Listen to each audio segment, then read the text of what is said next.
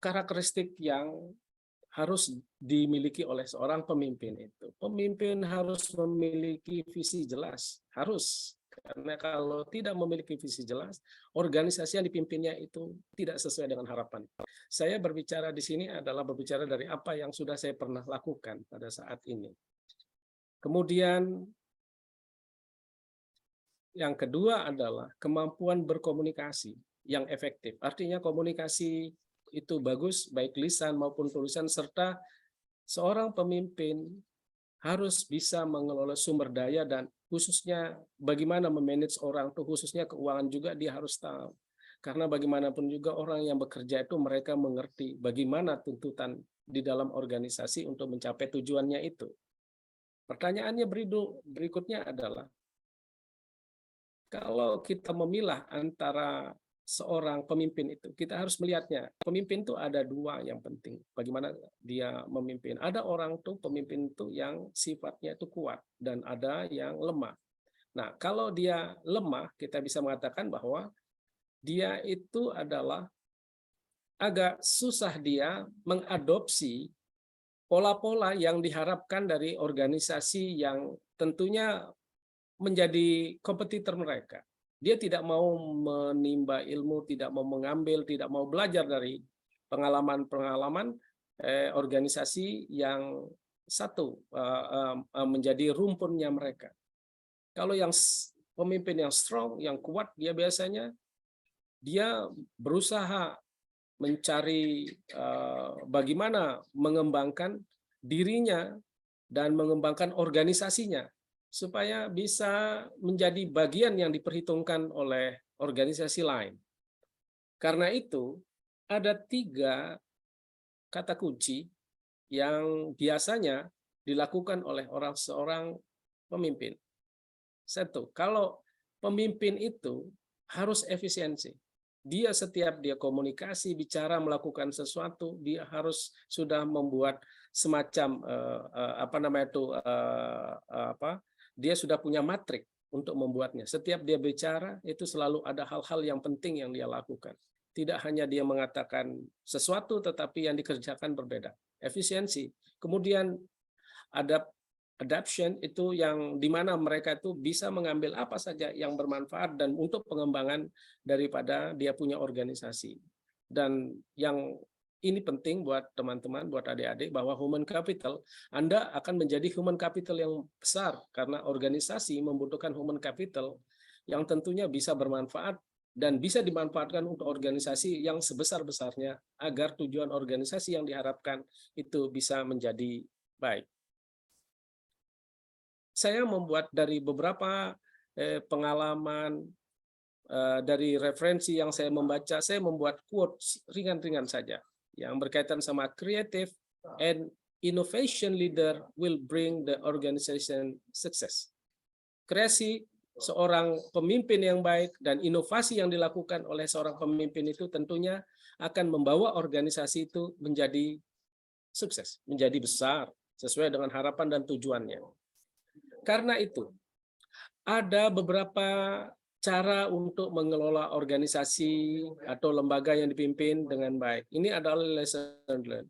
Saya biasanya selalu, kalau menjadi pemimpin di dalam suatu lembaga, saya membuat rencana strategis. Saya tetap membuat rencana strategis yang tentunya tidak terlepas daripada bagaimana saya harus buat visi, misi, tujuan yang tentunya berhubungan sama organisasi yang saya lakukan. Kemudian saya tidak terlepas daripada bagaimana pengelolaan sumber daya organisasi yang efektif. Saya harus bisa membuat keputusan yang tepat dan cepat, efektif. Sebab kalau tidak begitu, satu organisasi ketika seorang leadernya lama mengambil keputusan, maka hal-hal yang lain akan menjadi lama semua. Kemudian ketika menjadi leader, peningkatan kinerja, kemajuan organisasi itu tergantung daripada pemimpinnya. Pemimpinnya berani mengambil keputusan yang cepat, berani membuat hal-hal yang baru yang tentunya bermanfaat untuk organisasi, dia akan bisa cepat. Tentunya tidak terlepas daripada budaya organisasi, pendidikan karakter, itu adalah salah satu hal yang tentunya tidak bisa dilewatkan, karena itu adalah salah satu untuk memperkuat organisasi. Karena organisasi yang baik adalah memiliki budaya organisasi yang baik pula. Pertanyaannya, ketika kita sudah mengetahui apa sih yang saya inginkan sebagai pemimpin masa depan sesuai dengan judul yang sudah disampaikan, maka kita harus melihat kepemimpinan. Ketika kita berbicara masalah kepemimpinan yang dihubungkan dengan waktu kita kuliah dulu, kita ada dua hal yang penting. Satu, kepemimpinan yang berkaitan dengan akademik, dan kepemimpinan yang berkaitan sama budaya organisasi ketika kita kuliah. Karena walaupun kita kuliah, ketika kita kuliah, ya kita kuliah. Ketika kita di dalam organisasi atau di dalam lembaga, institusi, maka kita harus mengikuti pola-pola yang ada di dalam organisasi tersebut. Kepemimpinan akademik, di mana seorang pemimpin itu harus bertanggung jawab mengembangkan visi, misi, tujuan agar pendidikan yang dilaksanakan itu berkualitas dan memenuhi tentunya standar akademik yang sudah ditetapkan oleh lembaga atau organisasi yang memberikan rekomendasi untuk peningkatan kualitas itu, seperti akreditasi.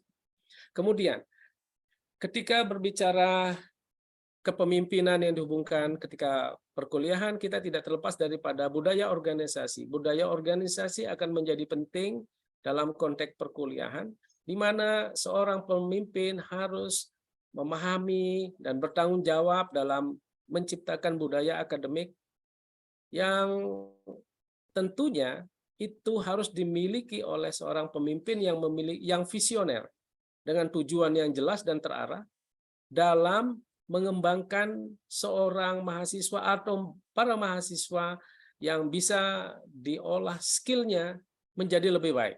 Ini hal yang penting. Karena itu, how leaders can promote the organization sustainability, itu bagaimana, pertanyaannya adalah bagaimana caranya setelah kita tahu bagaimana cara seseorang itu menjelaskan tentang kepemimpinan akademik, terus bagaimana budaya dalam konteks perkuliahan itu, maka seorang pemimpin harus dapat menjelaskan bagaimana sih kelangsungannya agar organisasi itu bisa berjalan lebih baik. Karena itu, untuk menjalankan itu tidak terlepas daripada beberapa strategi. Nah, strateginya itu adalah seorang pemimpin harus berfokus pada apa sih yang akan terjadi terhadap generasi-generasi kita besok. Seperti adik-adik sekarang sudah belajar, dan tentunya tadi sudah seperti kita sudah simak bersama dari wakil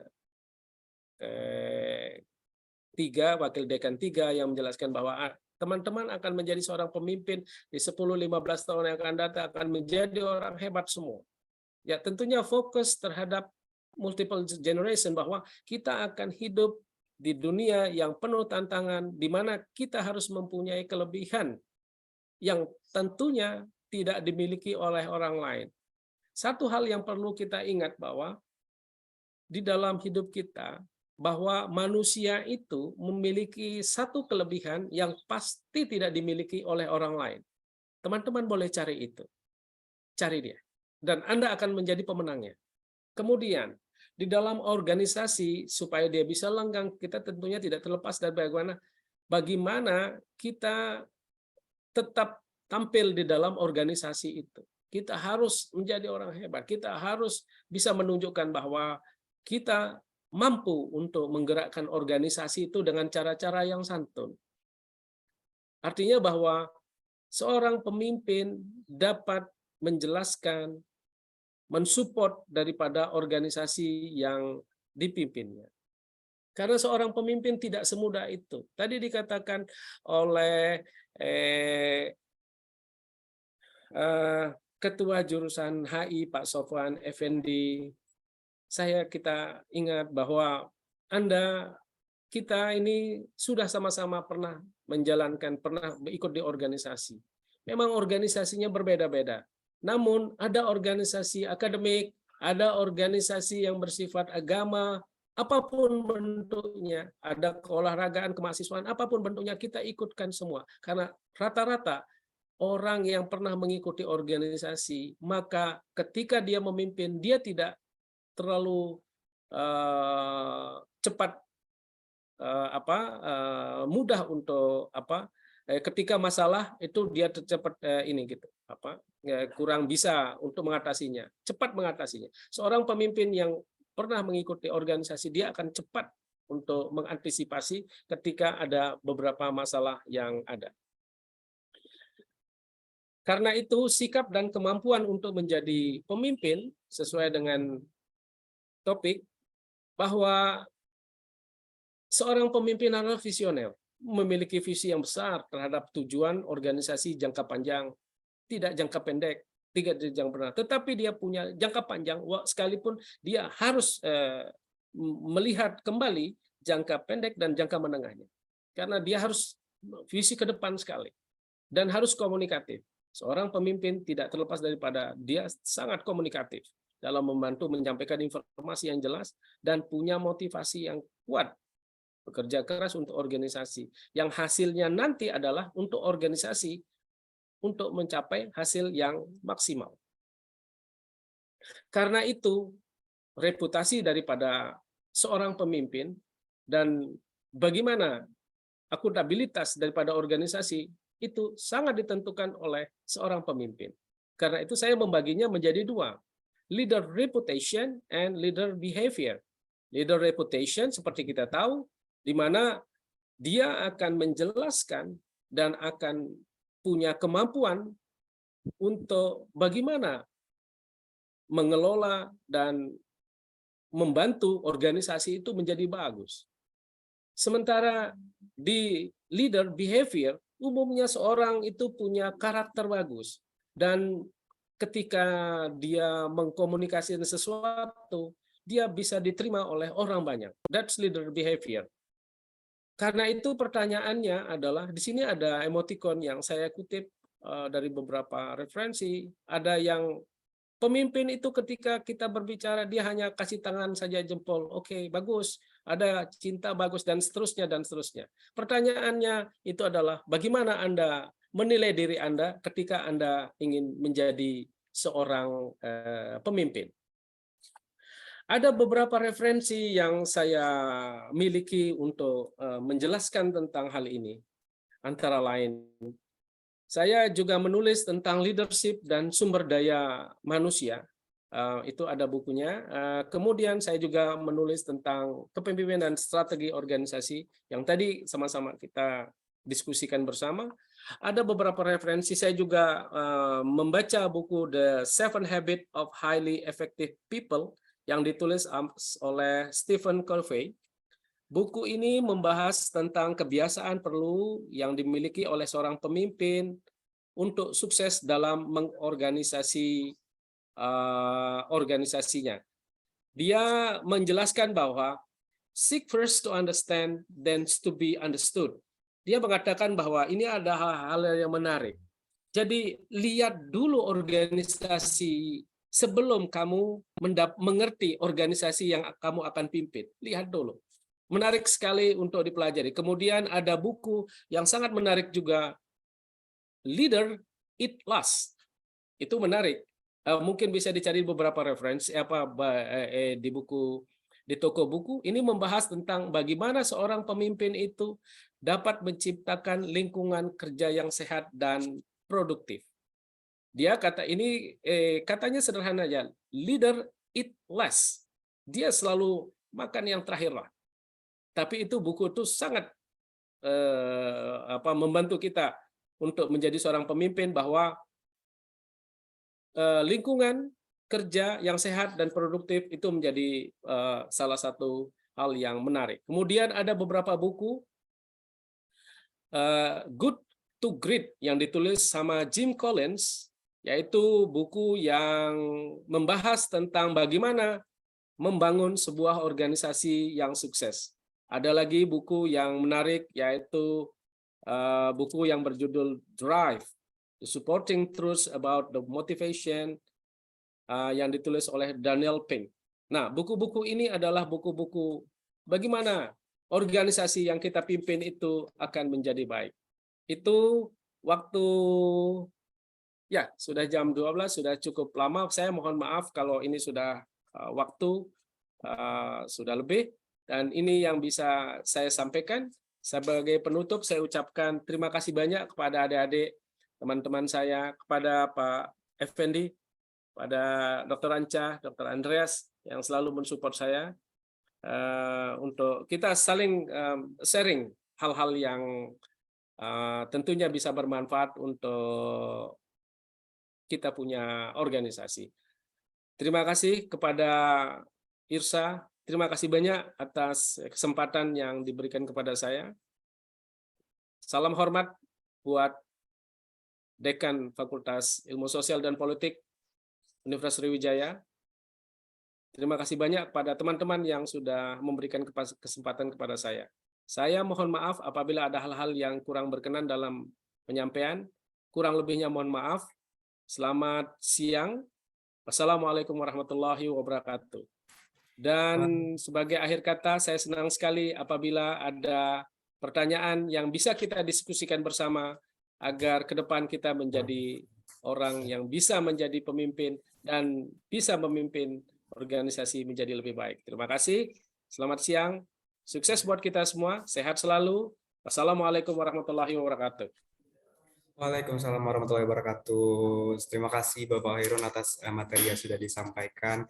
Sangat valuable dan sangat berbobot sekali materi yang sudah disampaikan. Tadi saya sempat mencatat sedikit Bapak, bahwasannya Bapak menyampaikan bahwa seorang pemimpin yang baik itu bisa kita lihat dari karakternya begitu. Ya, Apabila pemimpin itu baik, maka insya Allah masa kepemimpinan dan juga orang-orang yang dipimpinnya juga akan lebih baik gitu ya Pak ya. Exactly, ya. Yeah. Ya, saya juga tadi mencatat sedikit quotes yang Bapak berikan, yaitu creative and innovative leader will bring the organization success. Yes, exactly. Yes, pasti. Oke, itu keren banget Bapak. Itu yang saya buat. Mudah-mudahan bermanfaat. Sekali lagi saya ucapkan terima kasih Bapak atas materi yang sudah disampaikan. Selanjutnya kita akan membuka sesi diskusi nih Pak. Jadi kepada peserta webinar Spotlight 2023 yang ingin menyampaikan pertanyaan maupun sanggahannya, saya berikan kesempatan kepada dua peserta tercepat yang ingin menyampaikan pertanyaan, dipersilakan untuk mengaktifkan fitur raise hands-nya.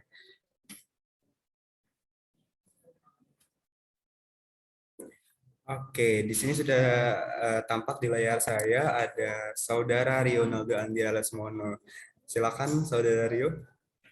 Oke, baik. Terima kasih moderator. Mungkin ini ada saya juga mencatat yang Bapak Chairun tadi jelaskan bahwa mengenai cara mengelola suatu organisasi atau lembaga. Di poin kedua yaitu pengelolaan sumber daya efektif. Mungkin saya mau meminta arahan dari Bapak sendiri bagaimana kiat-kiat dari Bapak untuk pengelolaan sumber daya yang efektif itu. Karena seperti yang kita tahu, setiap individu itu berbeda. Lalu kalau dari Bapak sendiri itu bagaimana cara untuk memotivasi individu tersebut biar supaya sumber daya itu menjadi lebih efektif? Itu aja sih Pak. Terima kasih. Ya, kita boleh jawab langsung aja. Biar ya, silakan Bapak. Karena waktu baik. Terima kasih Mas Rionaldo. Jadi kita sharing di sini pengelolaan SDA efektif itu yang tentunya satu memang kita harus bisa memotivasi orang lain. Sebelum kita sumber daya kita sebab tidak mudah dalam sebuah organisasi itu mengelola sumber daya yang tersedia. Sumber daya itu macam-macam, aneh-aneh, dan kita harus memahami semua karakter yang ada. Namun percayalah, setiap perbedaan itu adalah sesuatu yang menjadi support Anda untuk menjadi sukses. Karena bagaimanapun juga ketika ada hal-hal yang berbeda di dalam sebuah organisasi, perbedaan itu adalah akan mengerucut menjadi hal yang akan besar di ketika waktunya Anda menjadi seorang pemimpin. Begitu. Oke, bagaimana Saudara Rio jawabannya? Oke, sangat jelas dan sangat menarik sekali jawabannya. Terima kasih Bapak. Ya, masih. Oke, kita masih punya satu kesempatan lagi untuk peserta yang ingin menyampaikan pertanyaannya. Dipersilakan untuk menggunakan fitur raise hands.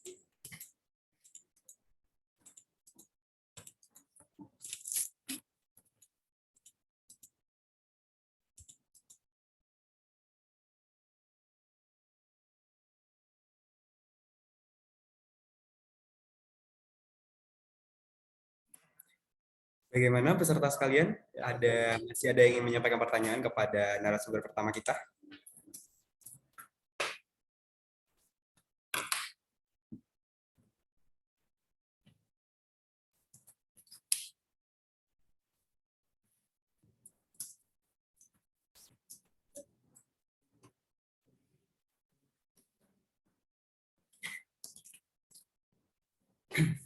Cukup.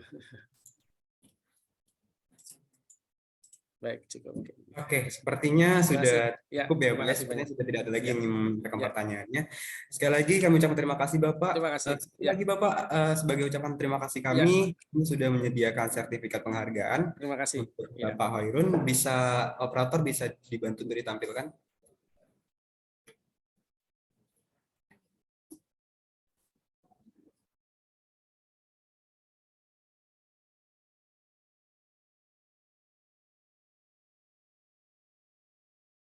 Ya, Oke. terima kasih banyak. Ya, ini Bapak sertifikat Ya, terima kasih. penghargaan sebagai ucapan terima kasih kami secara simbolis.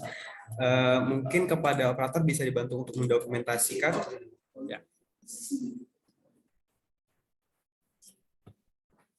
Bentar ya, Bapak. Oke, terima kasih Bapak sekali lagi atas materi yang sudah disampaikan. Semoga kita bisa bertemu di lain kesempatan ya Bapak ya. Insya Allah Semoga kita bisa dalam bahasa Indonesia atau bahasa Inggris, kita sharing sama-sama yang kita bisa, semoga bermanfaat. Iya. Dan Amin, izin Pak. Terima kasih. Mas Idris, kita harus meninggalkan ruang Zoom. Iya Boleh? Pak. Ya boleh Pak. Terima kasih, Izin, Bapak. kita Iya. sudah duhur kalau di Lombok. Kami harus jalan lagi. Ya, karena ada acara lagi bersama Pak Andreas Leonardo dan Dr. Anca. Terima kasih banyak. Izin Ya, kami terima meninggalkan kasih ruang Zoom. Pak Dr. Hairul. Ya. Terima kasih. Salam sama Pak Effendi. Pak Effendi, Pak Sowan, izin Pak, Ya, kami sama-sama, langsung Pak. meninggalkan ruang Zoom. Kami Sama-sama, ada acara Pak. bersama Ya. Pak Andreas dan Pak Anca juga, Dr. Anca sekarang. Izin, mohon izin. Teman-teman, terima kasih banyak. Kurang lebihnya saya mohon maaf. Ya, insya Allah kita jumpa lagi di acara webinar berikutnya. Terima kasih Pak Sofwan Effendi. Terima kasih banyak. Terima kasih banyak. Oke. Sama-sama, terima kasih juga Pak Hairul. Izin meninggalkan Waalaikumsalam ruang Zoom. warahmatullahi wabarakatuh. Izin meninggalkan ruang Zoom. Ya. Ya, sama-sama. Terima kasih. Terima kasih.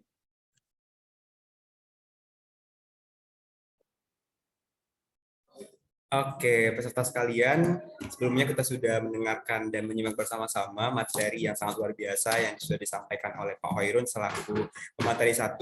Namun, seperti yang sudah saya sampaikan di awal tadi, kita masih punya satu sesi lagi nih, yaitu sesi yang kedua, di mana penyampaian materi kali ini akan disampaikan oleh yang terhormat Kak Muhammad Khalid. Kita sapa terlebih dahulu, sudah membersamai dengan kita Kak Muhammad Khalid. Halo, Assalamualaikum, selamat pagi menjelang siang Kak Khalid. Halo, waalaikumsalam, selamat pagi teman-teman semua dan Mas moderator ya, Mas Idris ya. Halo, Ya. salam sehat semua. Oke, sebelumnya izinkan saya untuk membacakan CV terlebih dahulu ya Kak ya. Sip. Oke, teman-teman sekalian, kita sudah bersama dengan Kak Muhammad Khalid selaku pemateri yang kedua kita. Mungkin sudah ada yang mengenali ya, Kak Khalid ini merupakan mantan Ketua BEM KM Universitas Gadjah Mada tahun 2022. Kemudian ada pula penghargaan dan juga awards yang pernah didapatkan oleh Kak Khalid ini. Yang pertama adalah sebagai Putra Pelajar Daerah Istimewa Yogyakarta. Kemudian ada First Winner on National Leadership Forum. Lalu ada Third Place of Health and Environment Debate Competition. Selanjutnya ada Second Place of Essay Competitions. Dan terakhir ada First Winner on Essay Competitions. Kemudian, seperti yang sudah saya sampaikan tadi, Kak Khalid ini merupakan pernah menjabat sebagai Ketua BMKM Universitas Gadjah Mada tahun 2022. Mungkin itu saja sekilas CV tentang Kak Khalid ini yang bisa saya sampaikan. Tanpa berlama-lama lagi, langsung saja Kak, kita akan mendengarkan bersama-sama materi yang akan disampaikan oleh Kak Khalid. Kepada Kak Khalid, waktu dan virtual saya persilakan. Oke, thank you Mas Idris sebagai moderator ya. Udah mengenalkan dan juga memandu acaranya, luar biasa. Selamat pagi sekali lagi ya. Assalamualaikum warahmatullahi wabarakatuh buat teman-teman peserta semuanya. Acara ini ya, IRSSL Light ya. Kalau nggak salah himpunan ilmu politik. Himpunan ilmu hubungan internasional Kak. Ini kan mau hubungan internasional, Iya. sama dong ya kita ya, Kita sama, luar Kak. biasa. Sama ya, guys. Anyway, aku juga masih mahasiswa akhir ya, masih struggle buat skripsi, jadi kita sama, santai aja. Dan ini Universitas Sriwijaya. At least kita hari ini aku main berkunjung secara virtual dulu, mudah-mudahan besok bisa main beneran ke Palembang ya. Belum pernah jujur ya, saya belum pernah ke Sumatera. Semoga secepatnya. Oke, yang terhormat sebelumnya Bapak Pembina ya tadi udah ada sambutan-sambutan juga dari beberapa dosen. Mohon izin untuk sedikit berbagi di sini, Bapak. Kemudian para ketua himpunan maupun teman-teman semua yang berbahagia. Semoga sehat selalu ya di tengah kondisi-kondisi yang cuaca nggak tentu. Saya juga izin lagi agak pilek ya, jadi nanti mungkin agak jeda-jeda dikit nggak apa-apa ya. Semoga suara saya tetap jelas dan tetap asik untuk ngobrol sama teman-teman semua nih ya. Firstly yang pertama tentu berterima kasih juga atas kepercayaannya. Mudah-mudahan sedikit pengalamanku di BMKM tahun lalu dan juga tahun-tahun sebelumnya, terakhir 2022 lalu. Dan akhirnya sampai sekarang 6 bulan setelahnya, ini insya Allah menyelesaikan tahapan akhir di skripsi. Tapi satu hal yang menarik ketika diminta sama teman-teman, sharing tentang leadership, pastinya aku akan lebih banyak mengaitkan dengan pengalaman-pengalamanku yang lalu ya. Kalau tadi pembicara sebelumnya kan teori, ya beliau udah ahli, pakar, dan juga udah punya banyak buku ya. Semoga sih bisa mencontoh beliau juga, teman-teman juga. Nah, saya coba akan mengaitkan konsep-konsep tadi pada tataran yang lebih dekat dengan kita-kita sebagai sama mahasiswa. Dalam konteks organisasi mahasiswa, pasti aplikasinya akan lebih detail, aplikasinya akan lebih disesuaikan dengan case-case kita. Apalagi sebagaimana tema yang saya akan angkat ya, nanti saya coba share PPT-nya buat bahan bantu tentang future leadership masa depan ya, kepemimpinan masa depan. Karena organisasi, kemudian orang-orang di dalamnya, dan juga tren-tren lingkungan yang ada di sekitar kita kan juga berubah terus ya. Cepet banget sekarang ya, ada media sosial dengan adanya macam-macam teknologi, AI, dan sebagainya. Kemudian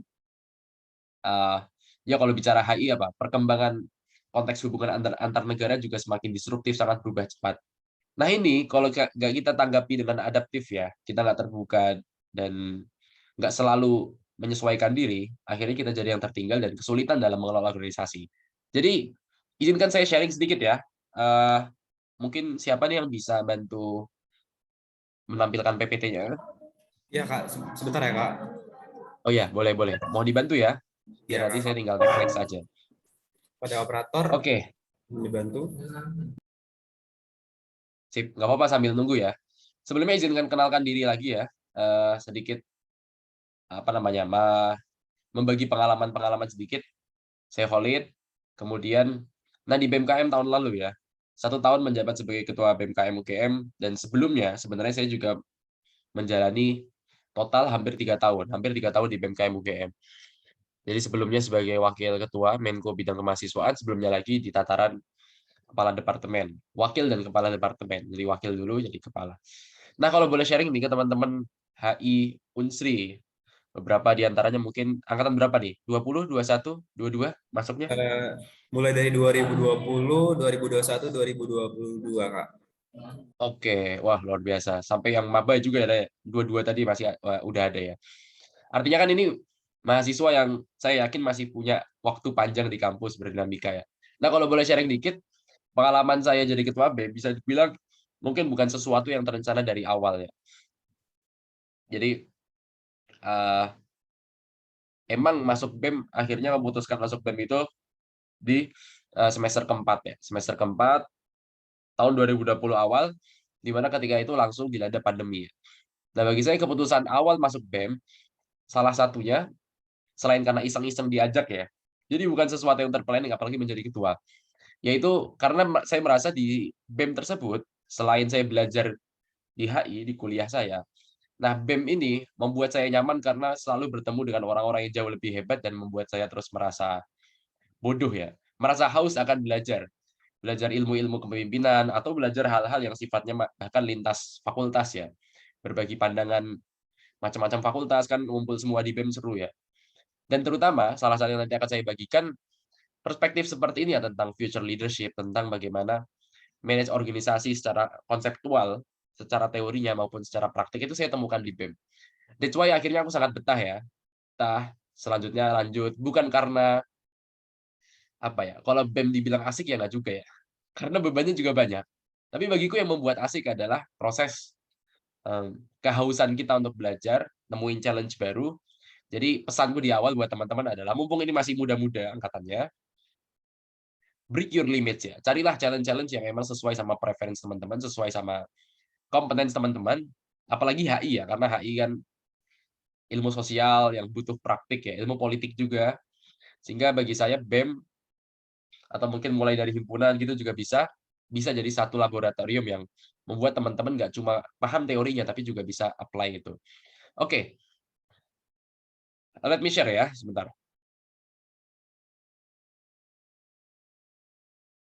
Oke, mari kita mulai ya tentang konsep yang akan saya coba kenalkan ke teman-teman. Future leadership, forecasting the new era of organization.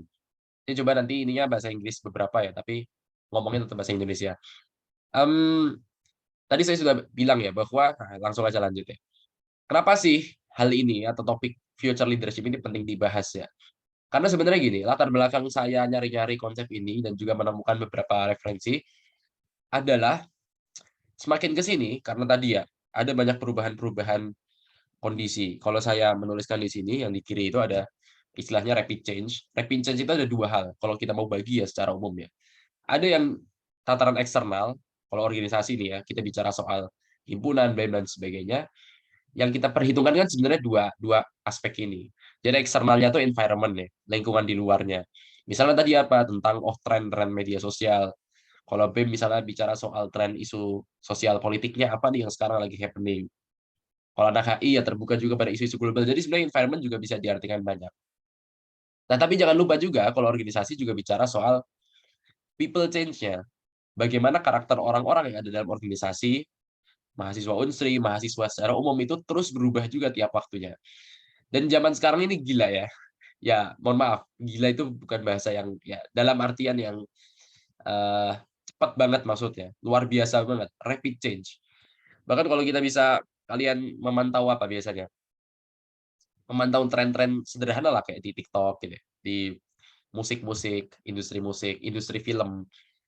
Itu kita sangat terkagum-kagum dengan perkembangan yang sebenarnya bagusnya emang jauh lebih berkualitas ya sekarang. Tapi itu membuat kalau orang-orang di dalam industri tadi, misalnya film, itu nggak adaptif, akhirnya jadi tertinggal dan kalah saing. Begitupun dalam organisasi ya teman-teman ya. Ini saya pengen menekankan aja bahwa sekarang nih ya, menurutku, kayaknya bukan lagi zamannya kita itu organisasi yang dalam tanda kutip kan banyak dikritik kolot gitu ya. Apalagi BEM tuh kolot banget, aku akui lah. Kulturnya emang seakan-akan dibuat seperti itu ya, kata alumni misalnya. Apalagi karakter kolotnya misalnya. Kalian bisa tambahin di chat ya. Kayak curhat-curhat aja, kita sama-sama ini ya. Kalau bahasa Jawanya sambat aja, sambat. Apalagi sekelas ini ya, organisasi mahasiswa. Seringkali penyakitnya kolot tadi. Kemudian, ngelihat yang lain bagus, FOMO gitu ya. Lihat, oh ini bagus nih, ikut-ikut tren gitu ya. Satu sisi perlu kita ngelihat orang organisasi lain buat comparing, tapi zamannya kayaknya ya, sekarang menurutku bukan kayak gitu lagi, Bro. Dibanding kita berpandangan best practice ya, best practice itu nyontoh yang lain, kayaknya kita harus menggeser pandangan paradigma kita itu ke arah futuristic approach gitu ya. Ya ini futuristic view yang aku tulis di bawah ya.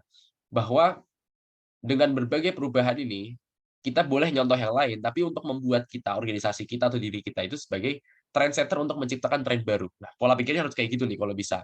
Misalnya nih ya, kalau bicara soal pengalaman sedikit di BEM, dulu kita sadar ya, bahwa tiap-tiap univ itu punya karakteristik yang berbeda. Dalam hal, ya kalau BEM bicara soal gerakan gitu ya, membangun gerakan, membangun isu, memilih prioritas-prioritas topik apa yang emang mau jadikan isu pengawalan dalam 1 tahun. Ya kita sadar bahwa, oh BEM UI, BEM ITB dengan karakteristik masing-masing, kayaknya kita boleh lihat mereka sebagai motivasi, tapi kalau nyontoh itu bukan pilihan deh. Satu sisi ya univnya beda, dalam hal kalau BEM itu ya sangat memperhitungkan kedekatan dengan politik ya. Kultur politiknya beda antara Jakarta dengan Jogja, of course. Bahkan kalau ngelihat BEM-BEM teman-teman di Sumatera, wah itu kan kultur ya kadang kalau demo itu ini ya ngelihatnya wah kok polisinya kadang serem-serem misalnya. Nah, perbedaan itu kan akhirnya memengaruhi juga karakteristik dan pola pikirnya juga alih-alih saling niru biar nggak FOMO, cobalah pola pikir kita itu, ya udah kita ambil segmen yang berbeda untuk saling melengkapi.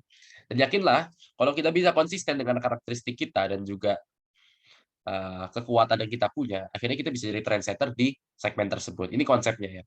Nah, aku juga pengen kenalin nih ya, ada satu pergeseran VUCA, pergeseran karakteristik dari kepemimpinan atau organisasi itu sendiri, yang teman-teman harus sesuaikan. Misalnya, VUCA yang kiri adalah VUCA dalam artian kondisi perubahan yang cepat itu menimbulkan 4 hal ini, VUCA yang kiri. Yaitu apa? Volatility ya, kerentanan dalam hal misalnya, kalau satu organisasi, satu bisnis itu nggak ngikutin tren dengan cepat ya, dia akan rentan bangkrut, rentan ya tersingkir dan sebagainya. Dan juga yang kedua, ini negatif-negatif ya semuanya ya. Kondisi ini akhirnya menciptakan kondisi yang sebenarnya mengancam ya. Misalnya volatility, uncertainty ya, ketidakpastian. Ketidakpastian juga, kita jadi susah nih menerka-nerka besok bakal ada apa lagi ya. Itu kan nggak bisa dipastikan. Yang ketiga ya complexity. Masalah-masalah dalam organisasi sekarang misalnya, itu lebih kompleks ya. Kalau bisa dibilang, kenapa sih satu orang anggota kita itu nggak kerja gitu ya, nggak perform, terus hilang-hilangan. Itu bisa jadi masalahnya bukan hanya semata karena nggak seneng aja, bukan karena nggak nyaman aja, tapi lebih kompleks. Masalah-masalahnya apa? Misalnya dia lagi insecure. Ini serius ya, bukan bercanda, tapi insecurity itu juga muncul karena dari faktor perkembangan informasi di media sosial. Mungkin dia ada masalah keluarga yang dipengaruhi juga oleh faktor-faktor yang sekarang masalahnya lebih kompleks. Ininya gitu. Yang keempat, ambiguity ya. Ambiguity itu ya kebimbangan ya. Dilema sosial yang muncul ya gara-garanya sebenarnya perkembangan teknologi informasi juga berpengaruh ya. Nah, kondisi itu emang negatif, mengancam, tapi sebenarnya bisa kita jawab dan atasi dengan 4 hal ini juga. VUCA yang lain dalam organisasi kita. Yang pertama, vision, understanding, clarity, agility. Vision ya berarti ini juga bisa diterapkan buat kita masing-masing ya sebenarnya, diri kita ya. Jadi asalkan kita punya visi, punya pandangan, punya punya kemauan apa yang menjadi impian-impian kita, terlepas nanti vision itu bisa disesuaikan atau tidak, itu hal lain. Tentu bisa ya. Tapi yang penting kita punya satu pikiran prinsip. Yang kedua adalah understanding. Ya tadi yang saya bilang, kemauan untuk belajar. Jadi semakin cepat perubahan informasi ya, jangan membuat kita malah semakin minder dan berdiam diri terus kayak ini ya, kayak ya udahlah hopeless gitu ya. Jangan dong. Malah harapannya membuat kita juga semakin haus untuk belajar dari siapapun, dimanapun dan kapanpun. Clarity. Clarity ini mungkin saya artikan lebih pada kan kejelasan ya, tapi ya kejelasan dalam menapaki apa yang mau kita tuju, menapaki vision tadi. Kalau visionnya ini, berarti kita juga perlu clear dalam waktu tertentu kita belajar apa. Kalau dalam organisasi ya dalam waktu tertentu kita mau ngejar apa, mau melakukan apa. Clear juga dalam menyampaikan ke anggota bahwa karena ada tantangan ini A, B, C, organisasi kita perlu melakukan hal apa. Itu clear, komunikasinya clear. Kalau ada media sosial sekarang, HP di mana-mana, tapi komunikasi nggak clear kan ya, aneh juga dan sayang nggak dimanfaatin. Yang keempat, agility, kecepatan, ketangkasan untuk menyesuaikan di tengah perubahan yang cepat. Sehingga dengan itu memunculkan organisasi kita ini harus punya nih, di tengah disruptive era yang sangat disruptif, harus punya mindset yang growth ya, mindset yang terus berkembang, belajar dari sebelumnya dan membuat kita lebih baik di seterusnya, dan juga futuristic view. Ngelihatnya ke depan, jangka panjang. Jangan cuma ngelihat bahwa yang penting ormawa kita 1 tahun ini bagus, terus setelahnya terserah lah. Setelahnya udah biar penerus kita nggak bakal ngurus dan nggak bakal, yang penting kita keruk aja nih. Apa misalnya kalau organisasi kadang keruk sumber-sumber anggarannya misalnya. Tapi nanti bisa jadi hal yang buruk buat seterusnya, jangan dilakukan. Karena kita juga berpikir jangka panjang. Oke, itu ya untuk awal, kayaknya udah agak lama nih. Next coba. Ini nggak apa-apa ya, kita agak karena tabrakan waktu zuhur, teruskan dulu ya. Sebentar.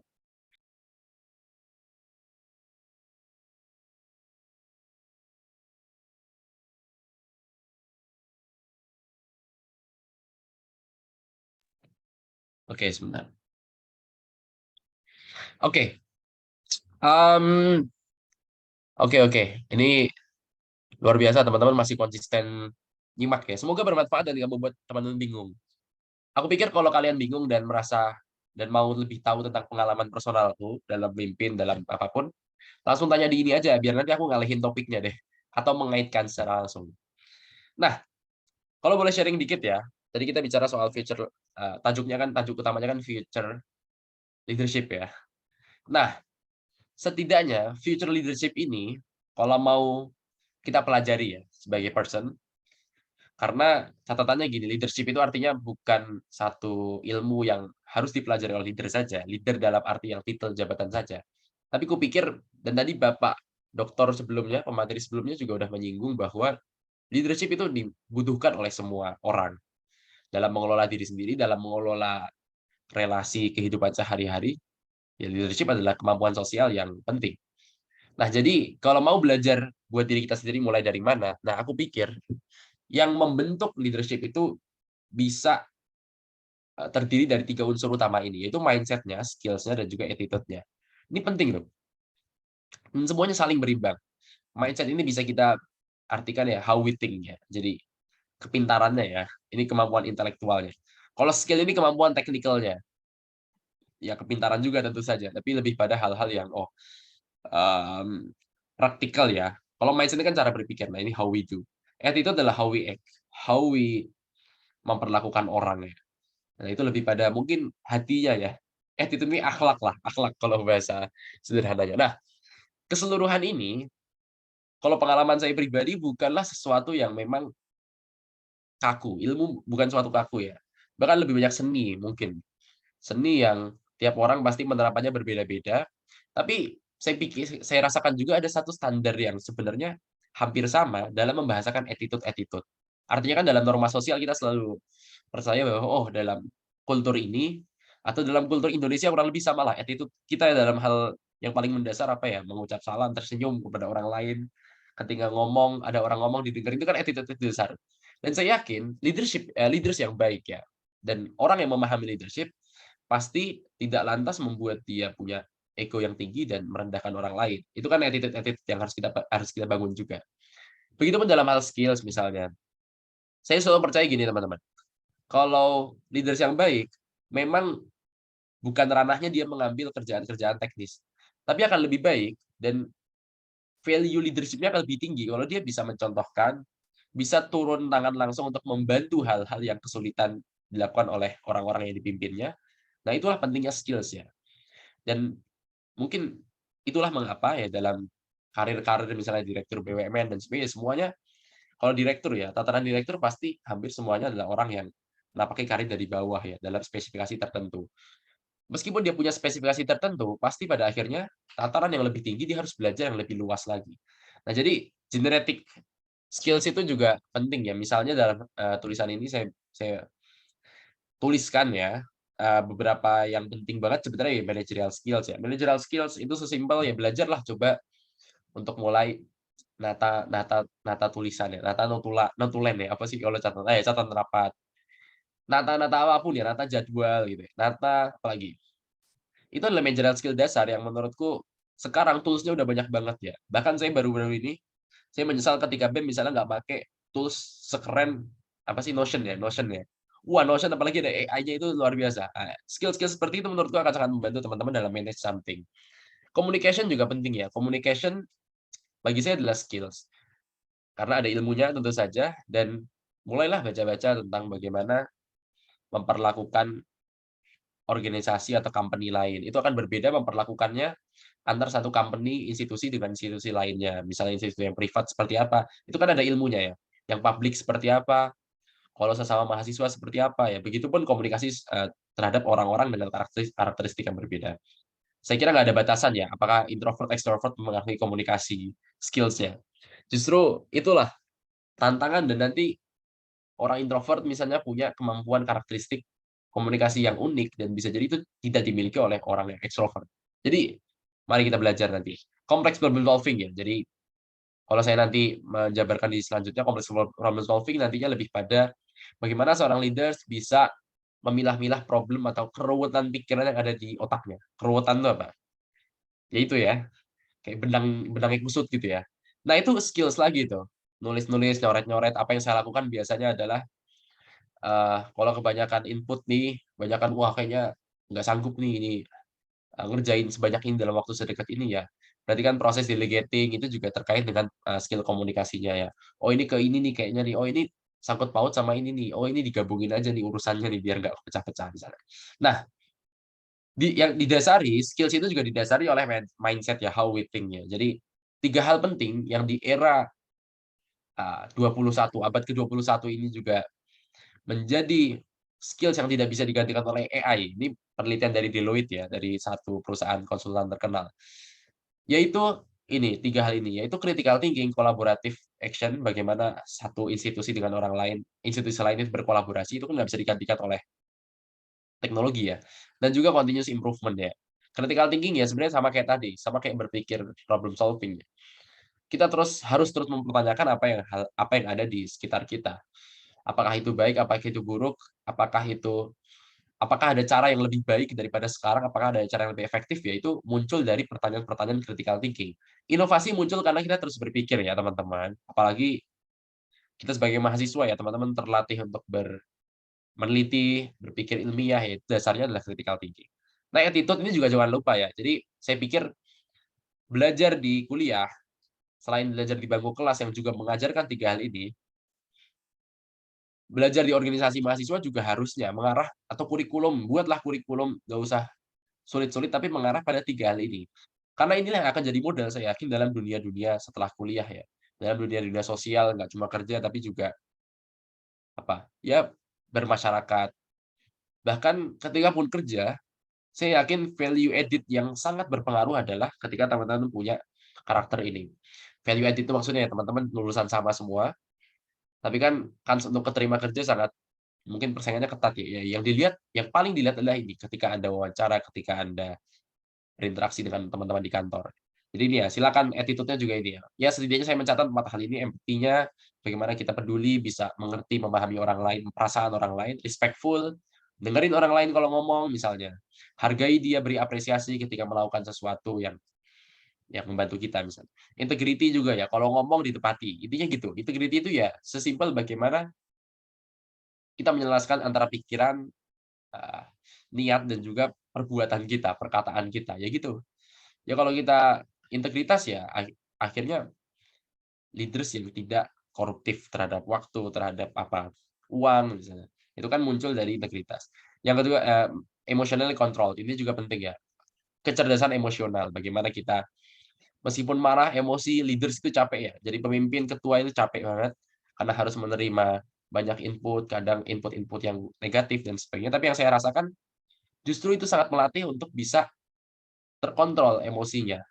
Kadang nahan, penting nahan, tapi dalam satu waktu tertentu kita perlu merilis dengan cara lain, merilis dengan pembuktian-pembuktian dengan kerja-kerja nyata ya.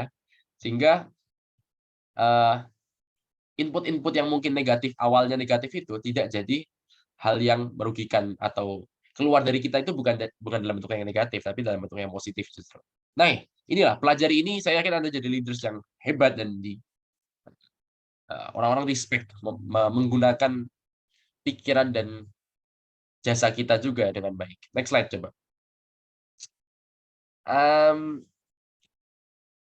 Oke, jadi ini semacam 3 elemen penting ya. Kalau kita nanti bicara soal leadership itu seperti apa. Nah, ini sekilas saja ya. Tapi setelah tadi kita bicara soal tantangan di masa sekarang, era disruptif ini, terus tadi karakter mendasarnya, setidaknya nih ya, satu mentalitas yang harus dibentuk dalam abad ke-21 ya. Ya saya menyebut ini sebagai gambaran bahwa abad 21 ini adalah abad disruptif tadi ya, penuh tantangan, penuh perubahan. Setidaknya 3 hal ini aja. Jadi cobalah, apalagi sebagai leaders-nya atau Anda semua orang-orang yang ada dalam satu organisasi, itu relate dan seterbuka mungkin terhadap perubahan dalam hal apapun. Jadi urutannya kurang lebih ya saya pahami relate, create, dan change. Nah, artinya kita terbuka bukan perubahan bukan artinya kita pelin-pelan. Bukan artinya kita ini, dikit-dikit ikut tren, bukan. Saya tadi kan bilang di awal bahwa Anda harus jadi trendsetter-nya justru. Jangan cuma ikut-ikutan aja. Tapi, kalau relate ya, bahasa relate di sini saya artikan bahwa kita ini, nih tulisannya apa? To make a shift from production. Justru relate yang paling dasar adalah nih, people-centric management-nya. Jadi, seorang leaders terutama, sedekat mungkin dan terkoneksi mungkin dengan orang yang dipimpinnya, sehingga dari situ bisa mendapatkan input yang matang dari orang yang dipimpin tadi untuk bagaimana organisasi ini sebaiknya diarahkan, sebaiknya nanti bergerak bekerja, menghasilkan output seperti apa, daripada manajemennya itu berbasis pada produk ya. Produk misalnya, oh harus gini, harus gini, harus gini, ternyata orang-orang di dalamnya nggak relate gitu. Itu salah satu artinya yang coba kita bisa baca. Yang kedua create ya. Create berarti define standards and generate strategies. Berarti bagaimana cara organisasi itu bergerak itu ya dari hasil kita relate, dari dengerin orang-orang, ya terus dibuat sebagai satu standar strategi yang mungkin baru, mungkin juga bisa sama dengan sedikit perbedaan sama dengan yang lain ya. Tapi intinya ketika create itu sesuaikanlah dengan orang-orang sebelumnya. Jadi sesuaikan dengan tahapan sebelumnya, itu relate dulu. Nah, ini nih yang penting ya. Kenapa begitu? Karena sistem yang diterapkan dalam satu organisasi itu harus sangat customized dengan orang-orangnya. Misalnya gini lah, kalau mau bahasa pengalaman pribadi yang saya rasakan ya. Saya menyadari bahwa bagaimana saya ikut di BEM 3 tahun ya. Itu tahun kedua sama tahun ketiga ketika saya jadi ketua, itu saya buat sistemnya itu sebeda, emang sangat beda. Dalam hal sistem kerjanya, sistem koordinasinya. Karena saya tahu orang-orangnya sangat berbeda. Ya dan saya merasakan itu, saya mengakui itu, jadi emang saya sengaja membuat bagaimana ini bisa berjalan, organisasi BEM ini bisa berjalan secara efisien tanpa atau dengan mengurangi potensi-potensi konflik di dalamnya. Konflik ini kan biasa ya, sebenarnya konflik itu sesimpel kayak miskomunikasi, konflik itu gara-gara, oh kalau si A sama si B ini kayaknya nggak cocok nih, maksudnya kayak nggak terlalu connect ya. Kita tahu nggak sih kayak nggak se-circle lah misalnya. Oh ya udah, berarti bukan maksudnya kita menjauhkan, tapi dalam kerjaan-kerjaan yang harus jadi cepat, nah dia ditemuinya sama partnernya aja, dia dikelompokinnya sama ini aja ya, ini sama ini. Artinya kita tetap empower semuanya, memberdayakan semuanya, tapi dengan cara yang se-efisien mungkin. Nah, itu kan bentuk dari bagaimana saya create strategi yang menyesuaikan dengan people-nya, dengan relate terlebih dahulu. Nah, baru dari situ, dengan strategi dan people yang matang, barulah instigate change ya. Motivating teams to accept change. Nah, ini yang susah nih kadang, saya mengakui itu. Jadi kalau kita menyadari zaman ini sangat berubah cepat, organisasi ini mau adaptif, mau melakukan perubahan-perubahan baik dalam bentuk sistem, bahkan bentuk organisasinya mau diubah, dan itu terjadi pada BKM UGM yang pada beberapa tahun saya ada di dalamnya, maupun dalam hal program-program di dalamnya. Dan itu pasti harus ya. Program pasti banyak berubah, karena kita juga setelah pandemi, pada saat pandemi kita dituntut untuk banyak inovasi, dan itu bagus ya, membuat kita berpikir bagaimana sih membuat sistem organisasi yang lebih efisien. Program juga sebenarnya bisa diefisiensikan ya. Oh, yang substansinya bisa disampaikan lewat Zoom, ya Zoom aja. Kayak ini kan Anda berarti belajar dan menyesuaikan dengan efisiensi itu. Jadi change itu bisa banyak ya, ini dalam hal sistem misalnya. Dalam hal program akhirnya kita jadi berpikir untuk, oh kayaknya program itu nggak usah banyak-banyak, tapi yang besar-besar aja dalam termin waktu tertentu. Begitupun dalam hal bentuk ya. Saya rasakan di BMKM UGM itu, akhirnya kita menyadari ya, anak-anak BEM, maksudnya saya sebagai ketua pun menyadari, di tengah anak-anak mahasiswa yang sekarang orientasinya lebih banyak ke magang gitu ya, part-time, udah malas kan organisasi ya, minatnya menurun. Bahkan, apalagi untuk mengikuti organisasi yang kayak BEM yang dipandang terlalu politis ya, animo mereka tentu sangat jauh, bodo amat gitu ya. Nah, kita menyadari apakah BEM masih relevan dengan sistem-sistem seperti ini ya, dengan hal-hal yang seperti, oh, seakan-akan ini pemerintahan mahasiswa. Akhirnya satu kesimpulannya meskipun belum matang adalah tidak sepenuhnya relevan. Maksudnya, kita harus buat BEM ini sebagai periode-periode transisi. Akhirnya yang kita buat memang belum mengubah bentuknya, tapi saya buat di BEM itu berupa buku buku putih ya. Buku putih panduan dasar-dasar dalam hal apa BEM ini memang perlu dipertahankan, tapi dalam hal apa fleksibel aja. Yang dipertahankan sebenarnya lebih kepada value-value dan gerak-gerak dasarnya yang tidak bisa digantikan. Sepengamatan saya tidak bisa digantikan organisasi lain. Misalnya dalam hal, oke, teman-teman mahasiswa UGM berpendapat atau bersikap terhadap satu isu pemerintahan sosial politik, oke, BEM bisa mewakili, tapi bukan satu-satunya. Itu kan hal prinsipil ya. ya bentuknya bisa berubah. Nah, itu contoh ya, contoh bagaimana instigate change, meskipun kita juga harus punya takaran, change itu nggak bisa serta-merta. Jadi jangan yang penting change ya. Nah, nanti ada tahapan-tahapan yang bisa teman-teman pelajari. Next coba. Ini emang kalau cerita agak panjang ya. Jadi mudah-mudahan menarik untuk disimak oleh teman-teman. Dan lagi-lagi feel free untuk ngasih tanggapan ya, Pak, kalau teman-teman penasaran atau keberatan dengan satu hal. Oke, nah ada 4 hal yang ingin saya coba highlight aja tentang gimana sih terus membangun karakteristik-karakteristik organisasi yang futuristik tadi ya. Atau seorang leaders harus punya karakteristik apa sih untuk menjadi futurist leader. Dan saya pikir saya ingin mendorong teman-teman semua untuk pandangannya adalah seperti itu ya. Jadilah leaders-leaders yang futuristik. Jadilah orang-orang yang siap untuk menghadapi tantangan masa depan, bukan cuma tantangan masa sekarang ya. Yang pertama intinya adalah connected capability. Capability atau kemampuan untuk mengoneksikan diri dengan lingkungannya, mengoneksikan diri dengan orang-orang yang dipimpinnya, maupun mengoneksikan diri dengan orang-orang di luar organisasi yang itu sangat dibutuhkan tentu saja untuk improvement atau perkembangan organisasi. Ini saya mengutip beberapa konsep aja dari McKinsey ya, salah satu konsultan paling bagus lah, the best in the world ya. Dia memberikan gambar ini menarik ya kalau ditelaah ya. Jadi bagaimana alih-alih organisasi itu bergerak atau berproses sebagai satu mesin yang kaku ya, hierarkinya kaku gitu ya, segitiga, terus ada pengelompokan-pengelompokan. Ternyata itu tuh dalam riset McKinsey ini tidak relevan lagi dan tidak menciptakan sistem yang efisien ya. Sekarang ya bentuklah organisasi itu sebagai satu, dia menyebutnya sebagai organism ya, semi organism ya.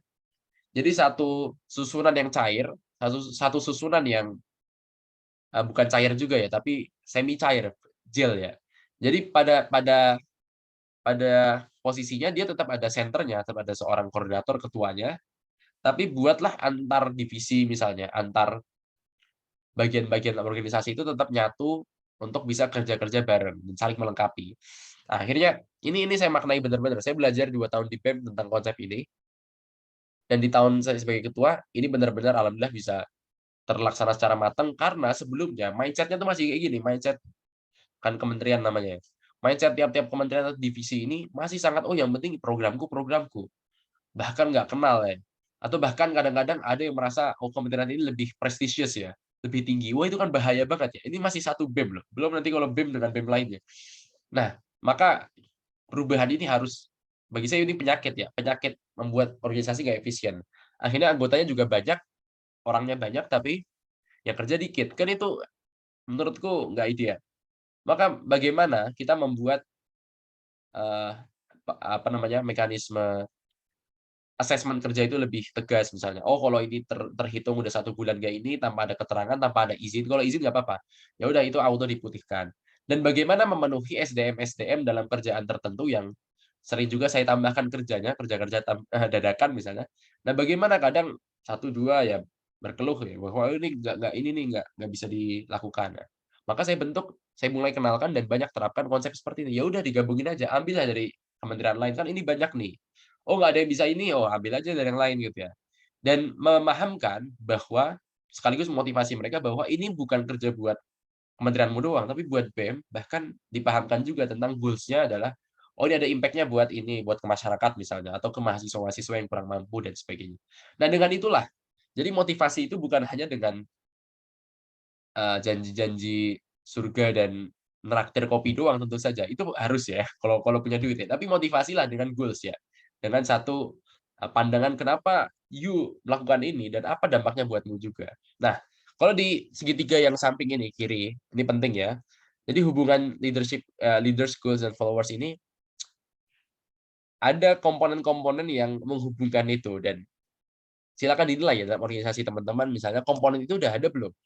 Dan itu komponen minimal menurutku ya, sesuai pengalamanku. Misalnya antara leaders dengan goals, minimal leaders ngasih vision ke goals itu. Jadi bukan goals yang ada terus jalan aja, tapi visi itu harus terus ditanamkan. Dan goals ke leaders juga memberikan value. Leaders ke followers tadi ya saya bilang ya, memberikan motivation. Motivation itu ya tadi bentuknya harus disesuaikan dengan apa yang dibutuhkan oleh followers. Jadi bukan motivasi-motivasi yang template aja gitu ya. Kalau kita lebih mengenali satu persatu followers, oh dia kebutuhannya apa, oh dia sukanya apa, oh dia suka dipuji, diapresiasi dengan cara apa, itu lebih bagus tuh. Jadi orang-orang dalam organisasi juga lebih terakui. Feedback ya, followers sebaiknya juga memberikan feedback kepada leaders. Followers dengan goals ini menarik nih, jadi penting nih. Akan lebih baik dan ideal kalau followers itu melakukan sesuatu karena digerakkan oleh goals, jadi bukan digerakkan oleh leaders. Itu sistem yang bagus. Nah, maka goals ke followers itu memberikan direction, memberikan arahan. Nah, kalau kayak gitu kan enak ya. Leaders itu di posisi yang sebenarnya udah nggak usah nyuruh-nyuruh lagi, nggak usah gerak-gerakin lagi. Dia cukup memberikan motivasi, suntikan-suntikan moral. Nah, jadi followers gerak, oh hari ini mau ngapain ya? Oh ini apa ya? Dari goals-nya, dari tataran ya kalau goals kan diturunkan lagi dengan apa target-target, dengan oh nanti ada target bulanan, target mingguan dan sebagainya. Nah, followers ke goals itu memberikan achievement, capaian-capaian dan pengembangan organisasi. Gitu ya guys ya.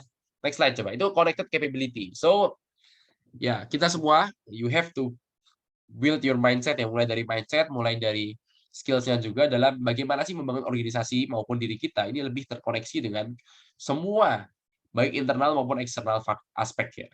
Gitu. Next slide. Kuncinya yang tadi ya, poin 1 adalah sebanyak mungkin berteman dan membuat organisasi teman-teman jangan sampai jadi eksklusif ya, tapi jadilah inklusif. Nah, yang kedua, saya sering berpikir gini, kalau organisasi mahasiswa itu kan kita cuma 1 tahun, bahkan maksimal mahasiswa ya 4 tahun, 3 tahun setengah kalau HI banyak ya. Nah, maka fokus dari organisasi mahasiswa itu sebenarnya buat apa sih? Artinya kan kita 1 tahun organisasi itu saya rasakan di BEM itu nggak bisa ngapa-ngapain yang terlalu banyak. Sebenarnya kalau kita bisa bicara capaian, ya ada capaian-capaian tapi sebenarnya bukan hal yang gede-gede amat dan 2 tahun, 3 tahun kemudian orang udah lupa. Jadi, saya pikir gini, mengejar kualitas, mengejar capaian-capaian itu penting juga. Tapi carilah capaian yang prioritas dan fokuskan atau tempatkan prioritas organisasimu itu untuk capacity building, untuk membentuk orang-orang yang di dalamnya, membentuk dirimu supaya belajar sebanyak-banyaknya, nggak kapok ya. Jadi belajar senang, orang-orang juga belajar dengan senang di dalamnya, bukan justru meninggalkan trauma yang membuat kita kapok dalam lingkup organisasi atau mengelola sesuatu dalam aktivisme mahasiswa lah. Itu jangan sampai. Dan saya selalu kritik BEM itu selalu menghasilkan orang-orang yang akhirnya stres setelah selesai BEM. Ya alhamdulillah saya tidak ya, saya hahi aja. Karena ya santai aja di bawahnya. Nah, kenapa ini penting? Karena sebenarnya kuliah itu kan buat apa sih 4 tahun, 3,5 tahun? Sebenarnya kan buat belajar, preparing ourselves untuk menapaki hal yang lebih real, dunia kerja, dunia masyarakat. Jadi gitulah, mindset-nya gitu aja. Sebagai ketua organisasi, sebagai anggota di dalamnya, berpikirlah bahwa kita nih sedang melakukan investasi SDM. Kita nih sedang sedang mengelola satu inkubasi laboratorium yang akan menghasilkan orang-orang keren dalam ranahnya masing-masing besok. Maka buatlah laboratorium itu efisien mungkin untuk menghasilkan pembelajaran yang banyak, sebanyak-banyaknya. Semakin banyak orang-orang belajar di organisasi yang kita pimpin ya, maupun kita sendiri belajar di situ ya, akhirnya kita akan banyak berterima kasih juga pada organisasi kita. Mungkin itu nggak akan cepat ya, mungkin kita merasakan hikmahnya itu ya 3 tahun, 4 tahun, atau bertahun-tahun lagi. Tapi yakinlah, itu namanya investasi. Itulah sudut pandang futuristik yang ingin saya coba bagikan, dan saya juga beberapa terapkan dalam BMKM UGM. Nah, capacity building ini ya, jadi hal ini juga dibenarkan secara konsep dalam artikelnya dari McKinsey juga. Anda bisa belajar McKinsey ya kalau tertarik baca-baca artikel kepemimpinan organisasi dan bisnis proses. Nah, quality of renewal ini ya. Jadi ada 3 kualitas utama yang perlu dibentuk oleh seorang leaders dalam menentukan performance organisasi itu baik atau tidak. Dan salah satunya adalah quality of renewal. Lainnya adalah quality of direction, bagaimana arahan-arahan leaders itu diberikan. Kalau lebih jelas ya tentu lebih baik ya. Yang kedua interaction itu kan berarti ikatan sosialnya ya, pendekatan kulturalnya itu baik atau tidak. Yang ketiga renewal ini yang terkait sama topik kedua ini, yaitu tentang organisasi itu terus renew, terus memperbarui knowledge, membuat orang-orang di dalamnya ini belajar dan berkembang. Nah, what kind of form, apa bentuk yang bisa diimplementasikan sebenarnya? Ini pengalaman saya aja ya, Anda bisa cari lebih banyak sebenarnya. Jadi kalau metodenya sebenarnya bisa, ya buatlah BEM itu jangan hanya terbagi berdasarkan kementerian-kementerian yang basisnya pekerjaan saja, tapi bagilah. Jadi saya membuat ini ya, mentoring group dalam BEM itu isinya memang kita terapkan baru tengah tahun periode, dan isinya itu memang mahasiswa baru banget. Jadi angkatan 2022 semua. Ya kurang lebih berapa? 80 sekian ya. Dan kita buat itu terkoneksi antar kementerian sehingga mereka bisa juga sharing experience dan pikiran mereka dalam pekerjaan yang beda-beda skupnya. Ya fakultasnya juga tentu saja berbeda. Nah harapannya sebenarnya mentoring ini nggak banyak ekspektasinya karena waktunya juga nggak banyak kemarin ya. Tapi paling tidak mereka bisa ada peer group saling berbagi tadi, sambat juga berkeluh kesah, dan belajarnya adalah belajar yang bukan belajar teoritis banget, tapi ya belajar ini aja, belajar pengalaman apa yang mereka mereka inginkan dari mentornya. Mentornya juga ya sebenarnya nggak jauh banget ya, 2 tahun di atasnya. Mentornya mencoba untuk membagikan hikmah dia ya, refleksi dia terhadap pengalaman di BEM. Oh, kalau ada masalah-masalah yang spesifik seperti ini, oh dia membantu juga, bisa memberikan saran. Jadi itu sangat customized, disesuaikan dengan problem, disesuaikan dengan kebutuhan orang-orang di dalamnya. Jadi itu ya, project based learning juga penting ya. Kalau ada dalam kesempatan tertentu ya kita memberikan pekerjaan tambahan itu ke mentoring group. Jadi bukan ke kementerian. Maka harapannya kita menjadikan mentoring group itu sebagai uh, bentuk dari connectivity tadi yang di poin pertama. Yang kedua independent learning ya. Ya independent learning sebenarnya membebaskan lah. Terserah mereka mau belajar apa, kita ngasih bahan-bahannya, kita ngasih nge-share grup ya. Itu saya lakukan juga. Kadang kadang orang anggap annoying ya. Maksudnya kadang kadang ada anggota yang anggap wah ini ngapain sih Mas Kolit nge-share terus. Tapi saya pikir mungkin bagi beberapa orang itu bisa jadi wadah independent learning-nya. Yang penting mereka terpikir bahwa di BEM itu bisa belajar, bisa dapat insight knowledge baru. Sebentar saya ganti charger. Oke. Yang ketiga, measured experiential learning. Nah, ini sebenarnya agak susah-susah gampang ya sebenarnya. Nah, experiential learning itu kan belajar dari pengalaman ya. Jadi, buatlah pekerjaan mereka itu bermakna. Jadi, nggak cuma capek doang, tapi mereka juga bisa dapat, oh dari pengalaman 1 bulan ini, bisa belajar ini. Nah, yang ketiga, buatlah organisasi Anda punya karakter data-driven driven innovation. Jadi, berinovasi, tapi jangan cuma perubahan doang. Karena kalau perubahan tanpa dasar, itu juga hanya menimbulkan sensasi, saya pikir. Dan nggak akan jangka panjang, nggak akan mungkin berdampak luas. Nah, saya punya beberapa kuncinya nih. Anda bisa pelajari tentang konsep design thinking ya. Design thinking yang banyak digunakan juga dalam bisnis, dikenalkan beberapa tahun terakhir ini. Konsep kuncinya itu terdiri dari 3 tahapan ya. Jadi proses understanding, exploring, dan juga materializing. Understanding the problem ya tentu saja. Jadi mendekati the problem. Sebenarnya kurang lebih sama kayak kita bikin paper ya. Saya berskripsi kan juga tahapannya sama ya. Kita mulai dari empathizing, melihat seberapa penting masalah ini ada, eksis, dan juga perlu di solve misalnya. Kayak latar belakang ya. Kalau explore itu sebenarnya kayak mungkin rumusan masalah dan kerangka teori ya. Karena itu dari masalah yang kita lihat itu kita ideating dan juga prototyping ya. Argumentasi utama, oke, hipotesis. Nah, dari hipotesis itu materializing dibuat dalam pembahasan-pembahasan analisis yang beneran ada hasilnya, ada solve problemnya. Nah, tambahannya ini di kiri, problems ini tentu saja tidak berdiri sendiri, tapi ada root cause-nya.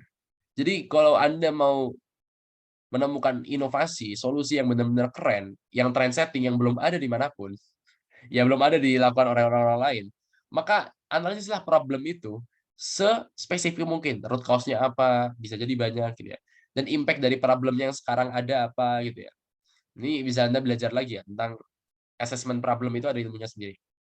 Impact-nya apa, terus dari impact-impact itu kita membedakan, oh ini mana impact yang paling mendesak nih. Misalnya problemnya apa, misalnya banjir gitu ya. Banjir itu kan root cause-nya banyak tentu saja, impact dari banjir juga banyak. Dan kalau Anda mau mengatasi suatu masalah banjir, Anda juga bisa memprioritaskan yang mau Anda tangani itu impact dari banjir dalam hal apanya, misalnya ekonominya kah atau apanya. Mana yang menurut Anda ini sehingga menghasilkan inovasi atau solusi yang paling optimal. Nah, 3 kunci tentang inovasi ini bisa Anda pelajari juga lebih lanjut dalam materi-materi startup ya. Yaitu coba kelompokkan mana inovasi yang existing sekarang, yang udah ada sekarang. Yang kedua, inovasi yang visible, yang paling gampang dilakukan, paling mungkin realistis. Yang ketiga, optimal. Meskipun ada yang realistis, coba buat juga kemungkinan solusi yang sebenarnya ini paling keren. Tapi nanti dulu, nah mana yang mau dipilih itu nanti tergantung dengan situasi dan juga ya resource yang Anda punya. Jadi organisasi sebenarnya perlu untuk memetakan ini ya, solusi juga perlu di ini ya. Nah, existing itu kita perlu tahu juga apa sih inovasi-inovasi lain yang udah ada, bukan untuk nyontoh jiplak ya, tapi untuk membuat kita juga bisa membandingkan. Oh, berarti nanti kita ambil diferensiasi perbedaan di sini. Nah, ini sedikit aja sekilas. Next slide coba, karena waktunya udah nggak banyak lagi. Poin keempat adalah tentang efficient working system. Intinya ya, Anda bisa baca lebih lanjut ya, nanti PPT-ku di-share aja. Intinya kalau tadi udah punya konektivitas, udah punya apa lagi, data driven inovasi, yang kedua tentang apa, capacity building. Nah, semua itu tentu jalankanlah dengan se-efficient dan se-asik mungkin ya. Efficient itu kan berarti low cost, low effort gitu ya. Tapi bukan artinya nggak rapi juga. Jadi efficient itu juga artinya banyak ya. Nah, ini bisa di ini ya, bisa dibedah lagi kalau apa sih working system yang dimaksud ya, bisa dalam hal pengelolaan people and culture-nya. Ini nomor satu apa? Dalam hal perumusan strategi produknya. Ini sebenarnya agak kecil-kecil aku menyayangkan susah dibaca ya. Jadi ini PR buat Anda belajar lebih lanjut ya. Apalagi ini tambahannya di yang kanan, working system kita didukung oleh 3 hal ini sekarang, alhamdulillah. Yang pertama, gunakanlah teknologi. Yang kedua, punyalah workplace ya. Karena workplace itu kan apa? Tempat kerja ya. Saya kira itu ya penting juga untuk sesekali meramaikan untuk membuat working system itu berjalan dengan efisien, karena efisiensi juga ditunjang oleh komunikasi salah satunya. Yang ketiga, buatlah layer of command and control yang jelas. Kadang organisasi zaman sekarang itu perlu fluid, perlu cair, tapi juga tetap harus punya layering ya. Pada tataran misalnya keperluan ini yang sampai pada tataran apa saja. Keperluan ini apa saja. Oh, tim ini emang saling terhubung nih, tapi kayaknya tim ini perlu dipisahkan dalam masalah tertentu dengan tim ini. Nah, itu penting ya. Dan seorang leader, seorang manajer juga harus punya kemampuan untuk beda-bedakan tadi. Kalau ditumpahin semua ke satu organisasi, semuanya tahu, ya itu akan jadi chaos dan akhirnya jadi nggak kerja malahan karena sibuk saling gosip ya. Nah, ini jangan sampai ya. So, ya, ciptakanlah ini. Next slide coba, terakhir. Ini terakhir ya. Coba next slide. Oke, lesson learned. Terus apa hikmahnya nih? Dalam TOR diminta untuk saya menyebutkan apa sih manfaat kepemimpinan untuk kehidupan teman-teman maupun after campus, harapannya ya begitu ya. Yang pertama tentu saja bagiku pribadi juga pengalamanku, ikut organisasi berlatih dengan amanah-amanah kepemimpinan itu membuat pandangan kita lebih luas dan peka terhadap sesuatu. Perspektif kita jadi punya banyak ya. Terus punya banyak ide juga, nggak pernah ya ada masalah tertentu kita dengan mudah lebih bisa solve the problems dan berorientasi jauh ke depan. Nah, ini penting ya. Sehingga sebagai Anda-Anda yang aktif di organisasi apapun itu harusnya ya punya visi yang jauh lebih matang dan juga lebih panjang daripada teman-teman yang mungkin nggak sesemangat teman-teman. Ya, apa namanya? Imbasnya, efeknya jangan sampai teman-teman juga kalah dalam akademiknya gitu ya. Kalah dalam capaian-capaian sosial dan lain prestasi dan sebagainya. Yang kedua, mengalami kepemimpinan tidak hanya mematangkan skill komunikasi secara masif tapi juga menjadikan komunikasi sebagai added value yang mendatangkan banyak kesempatan lainnya. Gini, buatlah dan targetkan kalau bisa ya, organisasi yang ada di dalamnya sekarang itu sebagai satu batu lompatan untuk opportunity lain. Dan tentu saja itu tidak datang dengan sendirinya, tapi ya pinter-pinternya kalau misal kalian diundang dalam satu kesempatan, mewakili himpunan, atau bahkan nggak diundang pun datang gitu, daftar, tertarik ya. Mumpung Anda sebagai anggota himpunan nih, atau sebagai ketua bahkan, sebagai apapun itu, datangilah orang-orang yang Anda tertarik untuk belajar dari orang tersebut, dan ya bilang aja, saya dari ini, simpen nomor gitu ya. Saya hampir selalu melakukan itu, terutama pas jadi ketua BEM, karena embel-embelnya sebagai ketua BEM. Dan itu menurut saya privilege yang luar biasa dan gak ada salahnya. Ini adalah proses belajar yang harus secepat mungkin kita manfaatkan. Kalau sekarang sih saya masih melakukan tapi pilih-pilih aja. Dan lagi-lagi saya masih terkadang masih menggunakan sebagai mantan ketua BEM tahun lalu. Dan itu it's okay. Itu adalah satu pengalaman, satu kiprah yang harus kita manfaatkan juga. Yang ketiga terakhir, portofolio capaianmu atau aktivitasmu tidak hanya ditentukan dari seberapa banyak atau level jabatanmu, tapi pada pemaknaan yang berkualitas terhadap tiap prosesnya. Nah, ini penting ya. Buat teman-teman semua yang ada di sini, pastinya nggak semua jadi ketua. Karena kalau semua jadi ketua, siapa anggotanya kan? Dan tentu saja jabatan itu memang memengaruhi, itu bonus. Tapi tidak selalu orang yang punya jabatan lebih tinggi punya pelajaran atau pemaknaan yang lebih bagus juga daripada orang-orang yang tidak punya jabatan misalnya. Anggota bisa jadi dia akan improve skill-nya lebih cepat ketika dia bisa memaknai tiap prosesnya lebih baik daripada ketua yang memimpinnya. Dan ini selalu jadi penyakit ya. Misalnya sebagai ketua, saya jarang megang langsung bikin kajian akademik langsung jarang bersentuhan. Bikin desain langsung jarang. Dan kekurangannya buat saya adalah saya jadi kurang belajar dalam hal-hal yang seperti itu. Jadi pintar-pintar ambil hikmah ya sekali lagi ya. Anda yang menjadi anggota, menjadi PJ dalam divisi tertentu, ya bersyukurlah karena bisa belajar, tapi juga jangan cuma capek doang ya, tapi maknailah tiap prosesnya supaya value yang dibentuk selama 1 tahun kepengurusan atau bahkan bertahun-tahun ya, seperti saya, itu value yang bisa dimanfaatkan, dioptimalkan juga dan terus dikembangkan setelahnya. Jadi jangan cuma capek, terus bikin stres, trauma, terus kapok, terus udah nggak lagi. Jangan, oke? Happy aja, enjoy, dan semoga teman-teman semua bisa terus dan nggak lelah ya, terus merasa bodoh, jadi terus belajar sampai liang lahat ya. Kalau hadisnya kan sampai liang lahat. Tapi mumpung masih di Ormawa, puas-puasin intinya gitu ya. Next slide coba, kayaknya udah terakhir ya. Oke, it's time to act ya. Waktunya untuk action dari konsep-konsep tadi. Semoga bermanfaat teman-teman. Thank you, presented by Mukhaled. Teman-teman yang mau keep engage dan juga aku akan sharing-sharing coba ya. Content right tentang beberapa konsepku, pengalamanku tentang kepemimpinan. Rencananya sih di IG-ku ini kalau teman-teman mau follow setelah sidang skripsi insya Allah. Jadi secepatnya ini dalam beberapa waktu ini. Gitu. Teman-teman feel free to ask atau kasih suggest juga saran dalam diskusi setelah ini harapannya. Gitu teman-teman, thank you so much. Saya kembalikan moderator. Selamat siang. Assalamualaikum warahmatullahi wabarakatuh. Waalaikumsalam warahmatullahi wabarakatuh. Terima kasih banyak Kak Khalid atas materi yang sudah disampaikan kepada kami. Sangat luar biasa sekali. Banyak sekali tips-tips yang Kak Khalid berikan untuk memimpin sebuah organisasi begitu ya. Tadi saya juga sempat mencatat bahwasanya seorang pemimpin itu perlu mempunyai karakteristik begitu. Ada pula 3 tips untuk menjadi seorang pemimpin, yaitu atau 3 hal yang perlu dimiliki oleh seorang pemimpin, yaitu ada mindset, bagaimana dia berpikir, kemudian ada attitude yang paling penting, bagaimana dia beraksi begitu, dan yang terakhir ada skills, yaitu bagaimana dia melakukan sesuatu dalam masa pemimpinan itu. Kemudian kita dalam organisasi itu juga tidak hanya mendapatkan capeknya saja, tetapi juga harus mendapatkan nilai dan juga pembelajaran dari organisasi yang kita ikuti gitu. Oke, mungkin kesimpulan itu sekaligus mengucapkan terima kasih kepada Kak Khalid atas materi yang sudah disampaikan. Kita punya sertifikat nih Kak untuk Kak Khalid, mungkin kepada operator bisa dibantu.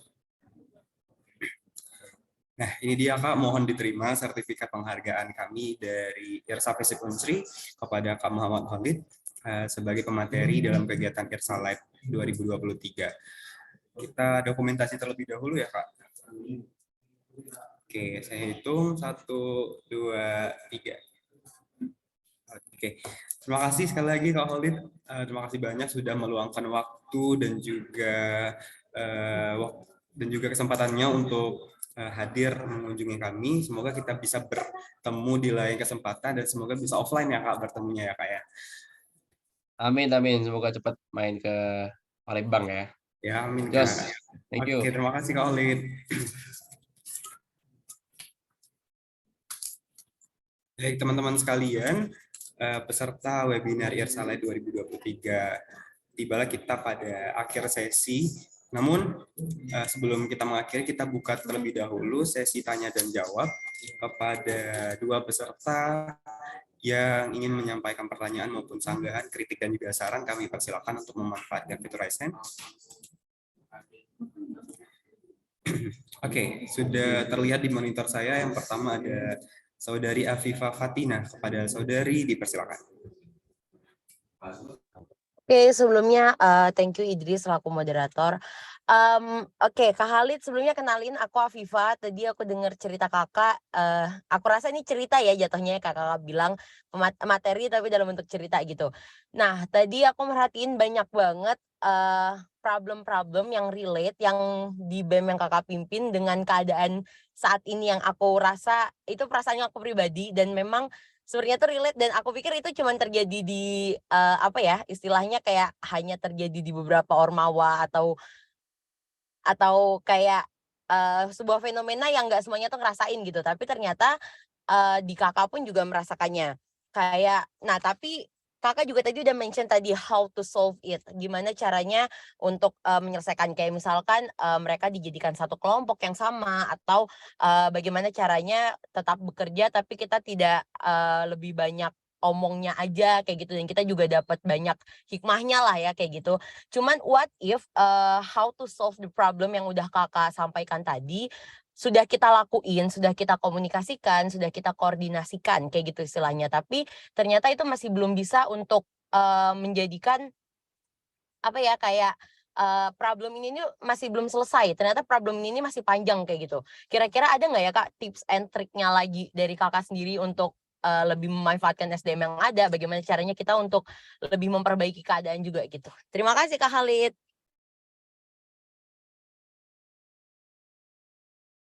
Boleh langsung dijawab saja, Kak Olip. Oke, mantap mantap. Siapa tadi Alifa ya? Oh ya, Afifa. Pertanyaannya bagus nih. Bikin bingung juga ya. Anak HI emang kritis-kritis ya. Oke, kalau sharing pengalaman ya tentang apa? Bagaimana pada problem-problem tertentu yang memang sulit di-solve, terus ada keterbatasan bagi kita dan stuck dalam mengatasi problem itu wajar ya. Jadi aku juga belum banyak menguasai, jadi bisa belajar tentang crisis management, bisa belajar juga tentang ya tadi ada konsepnya seingatku ya. Ketika pada tataran problem itu stuck, akhirnya kan ya sebenarnya siklus aja ya, siklus menangani problem crisis management itu siklus aja ya. Akhirnya kita perlu mengidentifikasi lagi, ya ketika stuck itu sebenarnya problem problem makanya tadi kalau di slide yang ke berapa, poin yang ketiga atau keempat itu kalau nggak salah, problem itu kalau emang udah stuck banget, atau kita merasanya, problemnya sama-sama aja gini-gini terus ya. Jadi kita perlu bedah lagi, baik bedah secara root cause-nya ya, root root problem-nya maupun bedah secara impact-nya. Itu bisa bisa dua-duanya. Root itu kan berarti latar belakangnya, impact berarti setelahnya.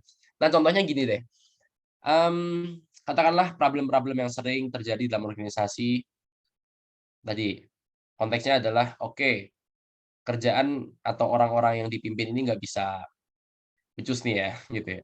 Jadi udah hilang-hilangan, di WA nggak bales, terus nggak kerja, nggak perform well, dan kita udah menangani, udah mencoba pendekatan-pendekatan yang beragam juga, misalnya di-approach gitu ya, didatengin, bahkan tadi kalau tadi disinggung, tadi dikelompokin sama orang-orang yang lebih lebih benar kerjanya atau dengan yang dekat dengan dia, tapi nggak bisa. Nah, dalam dalam hal yang aku pelajari juga, sebenarnya problem stuck itu bisa bisa ditangani dengan cara yang memang memutus problem itu. Jadi bisa bisa dengan itu satu opsi ya. Jadi memutus problem itu kalau saya gambarkan tadi adalah saya menerapkan mekanisme yang tegas saja. Kalau emang nggak perform dalam ini, ya udah berarti daripada problem itu kalau dibiarkan jadi benalu buat organisasi, copot aja. Nah, itu juga bentuk dari bagaimana menciptakan efficient working system ya. Jadi dalam mengelola people and culture, kita punya standar, kita punya target. Nah, selama catatannya adalah kalau semua di-cut kan sebenarnya habis orangnya ya, takutnya. Nah, selama kita punya standar yang udah ditetapkan dan disepakati dari awal. Sama kita juga punya standar bahwa untuk pekerjaan BEM setahun ini itu perlu dikerjakan oleh orang-orang dengan kualifikasi seperti apa, dengan orang-orang seperti apa. Kalau emang nggak masuk kualifikasi, sebenarnya dengan mengurangi itu nggak terlalu pengaruh kok buat organisasi kita ya, berarti nggak apa-apa, putih-putihin aja, yang emang nggak kerja. Jangan sampai yang yang udah berusaha kerja meskipun nggak kan ada ya orang-orang yang udah effort banget kerja tapi sebenarnya dampaknya nggak seberapa gitu ya. Tapi kita apresiasi juga dong kemauan mereka untuk belajar dan ada di dalam ekosistem ini, itu jangan dipecat. Jadi kita bukan kerja ya, bukan kerja beneran yang ya dipecat untuk mengurangi gaji kan enggak ya. Nah, opsi yang kedua, jadi ini masih bicara soal problem stuck. Opsi yang kedua ya tadi, bedah lagi problemnya dalam aspek ya mana yang problem root cause-nya. Root cause itu bisa banyak ya. Itu ya harus peran-peran semi detektif ya. Sebenarnya harus effort juga sebagai leaders atau sebagai atasannya dia. Dia harus nyari atau dibedah berdasarkan problem impact-nya. Nah, kalau berdasarkan problem impact-nya tadi misalnya, oh orang ini hilang terus apa kira-kira kerugiannya buat kementerian tertentu ini, apa kerjaannya nggak bisa di-handle, siapa orang-orang yang mungkin akan ini ya, akan jadi ikut dimotivasi juga gara-gara orang ini nggak kerja misalnya. Nah, hal-hal ini kan enak nih kalau udah terpetakan akhirnya kita bisa fokus pada penanganan problem yang udah lebih detail tadi. Alih-alih kita hanya fokus pada menangani, oh ini gimana nih orang ini mengembalikan orang ini biar kerja lagi gitu ya. Nah bagi saya bukan artinya one person ini no matters, nggak berguna dalam organisasi, bukan. Tapi kita juga lagi-lagi harus ini ya, harus adil dalam melihat bahwa oh ini kepentingan organisasi, ini ada kepentingan individu. Dan ketika kepentingan individu ini si individunya ini nggak bisa memenuhi kewajibannya dalam organisasi, ya berarti artinya kita juga mohon maaf nih nggak bisa juga memenuhi haknya dia sebagai individu. Gitu sih. Ya gambarannya itu. Tentu problemnya juga bisa lebih kompleks dan lebih banyak ya. Misalnya problems ya kalau himpunan-himpunan BEM itu juga sering mengalami konflik-konflik politis ya. Dipandang seperti ini, menerima ya mungkin isu-isu negatif seperti ini, yaitu krisis manajemennya beda lagi. Nah, mungkin kalau bisa saya bagikan salah satu mungkin mungkin isunya jarang ya separah BEM ya. Karena BEM kan mungkin politisnya lebih kental, tapi saya pikir pandangan-pandangan negatif itu selalu ada ya, cibiran-cibiran dari beberapa kelompok misalnya. Nah, saya pikir penanganan seperti ini paling gampang selain dengan membuktikan kinerja-kinerja dan menonjolkan kinerja-kinerja bagusnya ya melalui people branding, organizational branding dan sebagainya. Tapi lagi-lagi yang saya pelajari ternyata yang nggak kalah penting adalah bagaimana kita mengontrol atau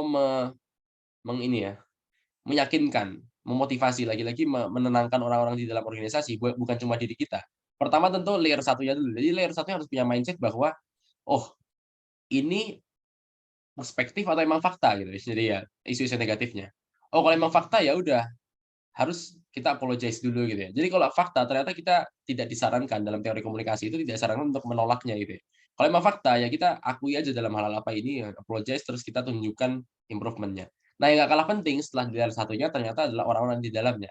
Saya merasakan benar bagaimana yang sangat berpengaruh itu adalah dampak terhadap orang-orang di dalam anggota-anggotanya, apalagi yang jauh anggota gitu ya, mahasiswa baru, terus dia taunya simpang siur kayak gini, akhirnya dia dimotivasi, dia takut gara-gara kalau dia ngupload BEM gitu ya, ngupload Instagram BEM atau apa gitu ya, dia menerima hal-hal negatif dari teman-temannya. Itu kan itu udah dampak yang parah banget. Nah, salah satunya berarti saya harus lebih effort untuk melindungi anggota-anggota saya dulu, supaya karena sebenarnya orang-orang yang berpandangan negatif ternyata nggak seberapa, dan mereka akan habis dalam mungkin 1 bulan, 2 bulan, tapi konsistensi dan juga kenyamanan kerja dari anggota-anggota yang saya pimpin itu satu hal yang lebih lebih penting dan menjadi kunci dalam perjalanan organisasi selama setahun. Ini agak panjang tapi ya begitu, kurang lebih jawabannya begitu ya. Nanti bisa baca lebih lanjut tentang manajemen krisis tadi. Semoga bermanfaat ya, Afifah dan teman-teman lainnya. Top, pertanyaannya mantap. Oke, bagaimana Saudari Afifah? Apakah jawabannya sudah cukup jelas? Cukup banget, thank you Kak. Baik, terima kasih Saudari Afifah atas pertanyaannya dan terima kasih juga kepada Kak Khalid atas jawabannya. Kita masih punya satu kesempatan lagi untuk peserta yang ingin bertanya. Silakan untuk memanfaatkan fitur raise hand. Wah, di sini sudah terlihat dua yang raise hand, namun kita hanya memilih satu ya karena keterbatasan waktu juga. Di sini yang pertama sudah ada Saudara Septio. Kepada Saudara Septio dipersilakan. Yang atas kesempatannya. Sebelumnya perkenalkan, nama saya Septio Kapradana dari jurusan HI angkatan 2022. Oke Kak Khalid, izin bertanya Kak, ketika kita dalam mengontrol leadership dalam menjadi seorang pemimpin dari diri kita sendiri juga dituntut untuk memanage segala bentuk pribadi dan fokus kita sehingga kita bisa memberikan impact yang baik kepada setiap anggota. Nah, terkadang nih dari diri kita pribadi ya, kita kan juga manusia tuh kan Kak. Ada di mana kita berada di fase ngerasa down atau merasa capek dengan segala kehektikan yang kita alami gitu. Nah, dari Kakak sendiri, dengan segala pengalaman yang Kakak miliki, apakah Kakak memiliki tips untuk mengontrol diri kita sehingga tetap konsisten dan bisa lebih meningkatkan kembali value yang kita miliki khususnya dalam bidang leadership? Terima kasih, Kak. Jos, mantap. Pertanyaan bagus ini, bermanfaat nggak cuma buat organisasinya tapi juga buat self managementnya. Pertama aku senang banget pada antusias, thank you ya, udah pada raise hand. Mungkin kalau yang nggak sempat tadi bisa tanya privately di IG, feel free. Septio, Mas Septio, orang Jawa apa Mas Septio? Turunan, Mas. Apa? Oh, turunan Jawa. Oh ya ya. Oh ya wes, orang Jawa. Siap. Mantap. Apa jadi lupa kan. Oke, tadi tentang bagaimana mengelola ini ya. Mengelola diri, mentality stabil sehingga bisa konsisten dalam perform. Nah, salah satu yang aku syukuri juga dari pengalaman organisasi apalagi menjadi ketua BEM UGM di level yang tentu saja bagi saya sih kalau dipikir-pikir lebih banyak dukanya. Ya tentu duka itu juga bisa saya maknai sebagai satu privilege belajar yang luar biasa dalam lebih kematangan yang lebih dalam emosional, mentality, berpikir. Nah, dan mentality ini kunci ya. Mentality memengaruhi nanti konsistensi, persistensi dalam menghadapi tantangan-tantangan lebih besar setelah kampus. Jadi menurut saya kalau Anda belum merasa di organisasi stres, carilah challenge yang lebih besar dan lebih sulit entah di luar organisasi maupun di organisasi itu. Jadi terus harus, nah saya tadi selalu bilang break your limit, punya futuristic approach ya. Jadi rasakan itu sensasinya. Nah, tapi tentu saja merasakan itu juga perlu didasari pengelolaan knowledge tentang bagaimana mengelola itu yang baik. Saya mungkin bukan psikolog, tentu saja Anda bisa cari advice-advice yang lebih banyak, tapi saya selalu membedakan atau membagi ruang hati dan pikiran saya ini dalam 4 ruang utama. Room of energy ya, energi ruang. Ini saya juga ambil dari beberapa, kalau nggak salah dari artikel McKinsey juga, terus saya bandingkan dengan pendapat ahli-ahli psikolog. Nah, 4 ruang energi ini intinya adalah bagaimana kita mengisi itu supaya tetap full dan saling melengkapi satu sama lain. 4 ruang energi ini ya saya agak lupa ya. Yang pertama adalah ya saya membahasakannya sebenarnya energi fisik, tentunya physical. Yang kedua energi apa ya, lupa aku. Spiritual ya. Spiritual ini juga tidak diartikan hanya sebatas religiusitas ya, ibadah dan sebagainya, tapi juga spiritual ini ditopang oleh seberapa kuat keyakinan kita terhadap sesuatu dan spirit ya. Spiritual juga bisa ini ya, sugesti juga bagi saya spiritual.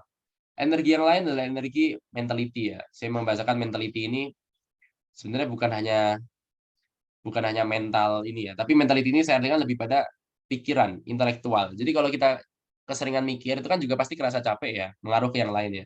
Nah, itu saya artikan ada kotak sendiri energi. Nah, yang ketiga adalah keempat adalah energi emosional ya, energi sosial.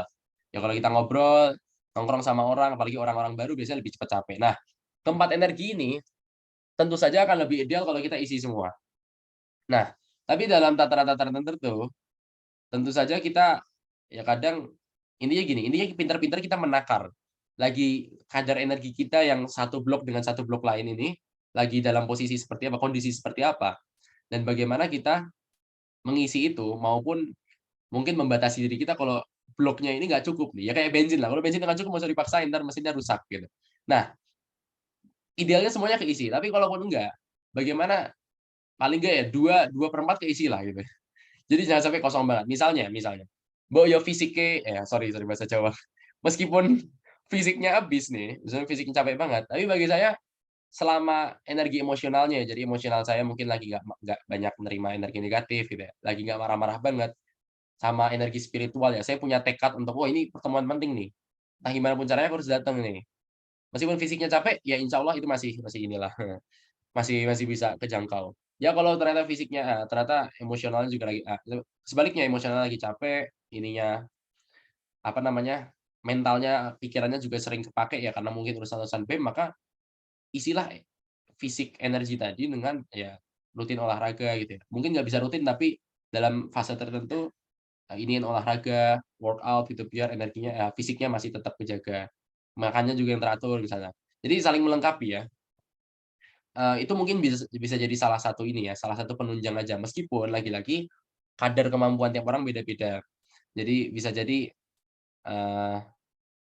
apa namanya, ada yang mungkin kita sendiri merasakan, oh emosional energi itu setiap hari kok selalu habis gitu ya, karena lingkungannya lagi-lagi ternyata kurang kondusif untuk mendukung itu. Jadi tetap tetap jangan sampai fokus ke satu atau 2 doang, tapi yang lainnya dibiarkan nggak terperbaiki. Kalau kita merasa, oh yang ini kayaknya nggak baik nih, habis terus nih ya, carilah environment, dukungan-dukungan yang lebih mendukung kita supaya energi kita ini bisa optimal semua. Gitu ya. Itu salah satu cara aja sih yang membedakan. Ya misalnya kalau ininya spiritualnya ini ya kalau bagi yang beragama ya beragama apapun beragama apapun ya, maka doronglah itu juga dengan beribadah kepada Tuhan kan gitu. Itu sih semoga membantu sih ya. Dan ya Oke, nikmatilah stres itu karena saya yakin stres itu akan berguna untuk tantangan-tantangan apapun ke depannya. Gitulah. baik, terima kasih Kak Khalid atas jawabannya. Terus Bagaimana semangat Saudara Septio ya. Ayu? Dan, Baik Kak, terima kasih banyak atas penjelasan Mas Khalid. oke, baik, terima kasih yang sudah menyampaikan pertanyaannya. Mohon maaf, agak sedikit berisik. Oke, dengan berakhirnya 2 sesi diskusi terakhir ini, maka berakhirlah pula sesi penyampaian materi yang disampaikan oleh narasumber kedua kita, yaitu Kak Muhammad Khalid. Sekali lagi, kami mengucapkan terima kasih banyak atas kesempatan dan waktu serta materi yang sudah diberikan oleh Kak Muhammad Khalid. Sangat luar biasa sekali, banyak pembelajaran dan manfaat yang bisa kami ambil. Sekali lagi mengucapkan terima kasih banyak Kak Khalid. Baik, peserta sekalian, tibalah kita pada sesi acara inti, sesi akhir maksud saya, sesi akhir acara inti kita pada webinar Risalah 2023 kali ini. Saya mengucapkan terima kasih atas partisipasi dan sudah menyimak materi yang sudah disampaikan oleh 2 narasumber kita tadi. Saya Muhammad Idris selaku moderator mengucapkan banyak mohon maaf atas kekurangan maupun kesalahan kata dan perbuatan selama memandu jalannya sesi diskusi kali ini. Saya pamit undur diri, semoga kita bisa bertemu di lain kesempatan. Saya alihkan kembali ke MC kita, Nurul. Pada Nurul, silakan. Baik, terima kasih Saudara Idris. Wah, tadi kita sudah sama-sama mendengarkan penjelasan yang panjang dan lebar terkait bagaimana sih cara mengembangkan dan meningkatkan kepemimpinan, keterampilan kita itu untuk menjadi pemimpin di Indonesia selanjutnya. Seru banget. Kedua pemateri kita hari ini benar-benar luar biasa keren ya teman-teman semua. Semoga dari penjelasan kedua pemateri kita tadi bisa menjawab pertanyaan dari teman-teman semua tentang tema kita pada hari ini. Dan semoga apa yang telah disampaikan pemateri tadi bisa menjadi tambahan ilmu dan wawasan kita semua.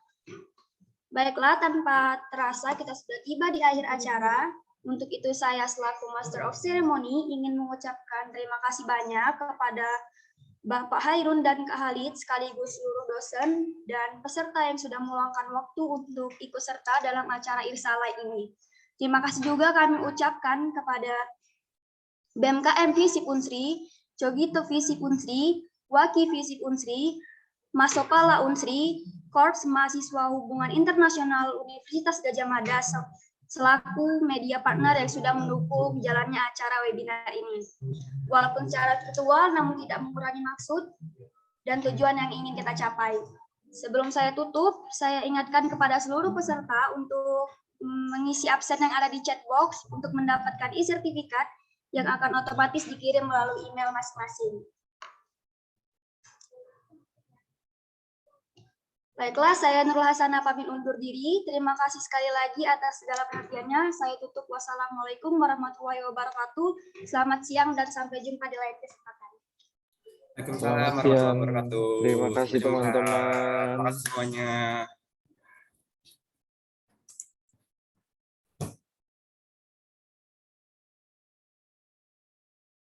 Di sini.